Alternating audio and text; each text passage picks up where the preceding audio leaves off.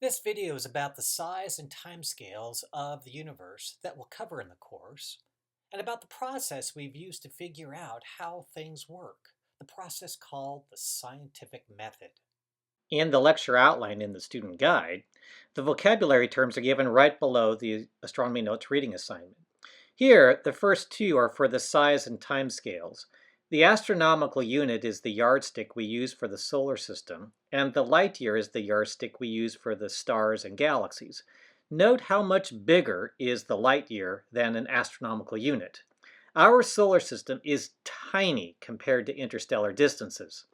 The second set of terms is for the scientific method part of the lecture. Below the vocabulary terms is the actual outline for the lecture. This picture shows where the first 7 planets would be if you were to put the size scale model from the Astronomy Notes Chapter 1 onto the BC main campus at Panorama Drive. The 4 inner planets are all right next to the math science building that houses the planetarium. Let's go on the solar system walk and see part of the campus. We'll go down these stairs to find a yellow ball at the foot of the stairs at the end of the sidewalk next to the Huddle's patio. The sun is represented by this beat-up yellow Nerf basketball, 6.5 inches or 16.5 centimeters across.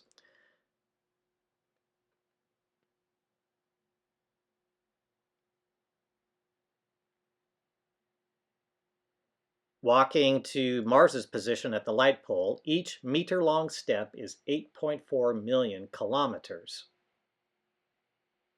Earth is at the second tree from the end of the sidewalk. And we have to walk a ways to the sixth tree from the end, nearly at the end of the original science engineering building, to get to Jupiter. And we continue walking almost twice as far as Jupiter's distance to get to Saturn in the middle of the perpendicular sidewalk, this side of the Center for Student Success building. We pass by the new Science and Engineering building on the right. Looking back at the sun, it's hard to see it at the far end of the sidewalk.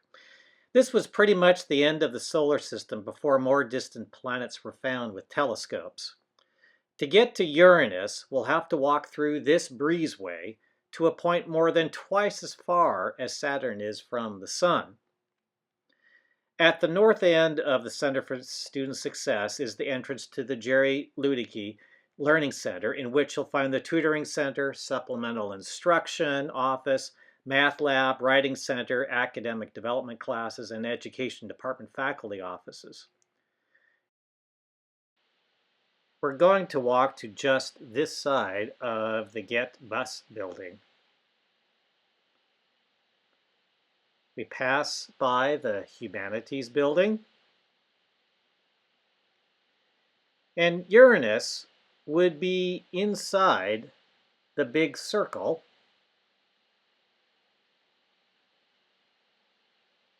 Neptune would be way beyond the bluff edge on the other side of Panorama Drive.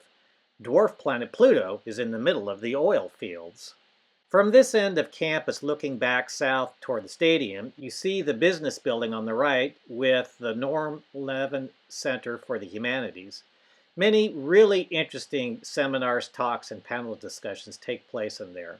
There's a nice patio for enjoying a lunch. The sun ball is too small for us to see it easily, but the real sun would still be the brightest star in the Uranus sky. We're going to walk to this side of the Center for Student Success and take a look down this sidewalk to see the business building closest to us on the right. Just beyond that is the old administration building, now the Welcome Center, and in the distance behind the grove of trees is the Grace Van Dyke Bird Library, in which you'll find the computer commons, media center, study rooms, reference librarians, the keys to quizzes at the circulation desk, and the book stacks. Another look at the entrance to the Jerry Luedeke Learning Center that has the tutoring center and other academic support services. And from here, we can just make out the yellow ball sun at the other end of the sidewalk.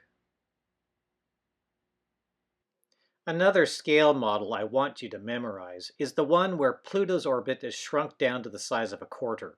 The next star system, Alpha Centauri, would be 80 meters away, where a meter is about one big step.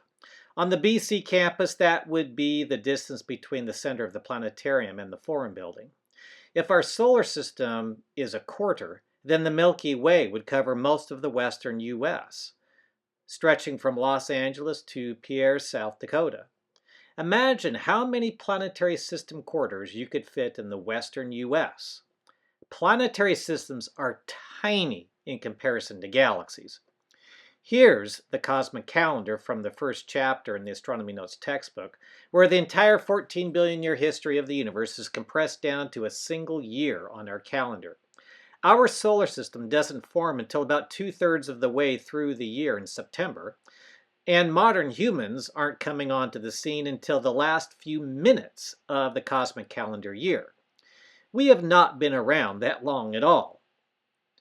Here's another timescale model. If you put the 14 billion year history of the universe onto the solar system model pasted out on the BC campus, with the start of the expansion at the Sun, and today, right now, at Uranus, then each meter, big step, equals 41 million years.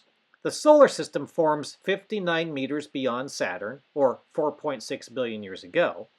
Life began about 79 meters beyond Saturn, or 3.8 billion years ago. All of the past 10,000 years of human history would be within the width of a human hair. We have not been around that long at all.